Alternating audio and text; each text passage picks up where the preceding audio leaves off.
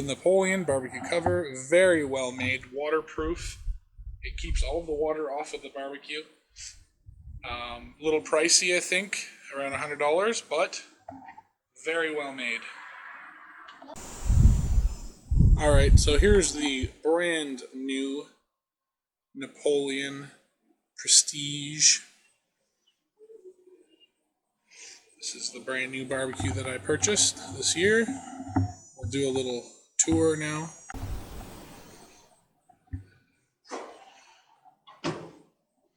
So this is what it looks like.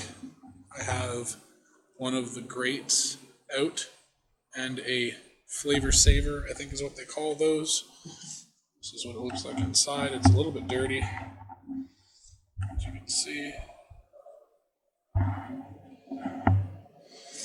Now, it does have a rear burner right here, which works very well. I'll show you a cool feature with this particular model. Stainless steel burners. By the way, guys, this barbecue in 2020, the Prestige and a few of the other ones, as long as you register them online, have a lifetime warranty, bumper to bumper. That means basically everything you could think of.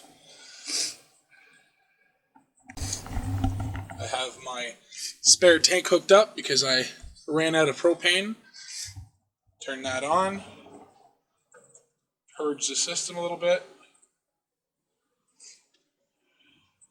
Now this has what they call jet fire. So that's the jet fire. It flames out to catch the burners on. The other thing that it has is this back piece right here. Okay. If I was to say lose a burner from wind, this piece in the back here will carry gas across to the next burner. So if this burner is on, and this burner is on, and this burner blows out, the gas will actually go from this one to there and light back up. And this. Let's try this now. So if you can see that, that burner is actually on, and there she goes. She lit up. These do light up blue. You have a button over here that you can press that they will light up. It's right here. Now, either way, when the burner is on, it lights up red. Now, you can still light them up blue, but the burner that's on will stay red. Now, this is what they call the sear zone, right here. You can put this grate at two different positions. The low position is actually for a pot or a pan that you're going to use.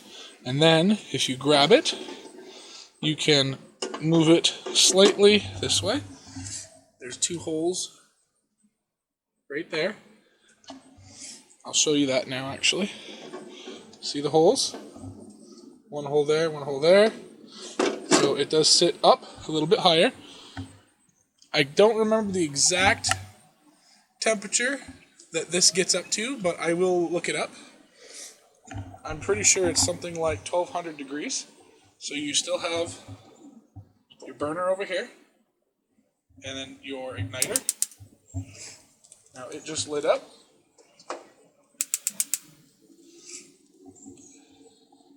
Now it will get hot and get hot fast.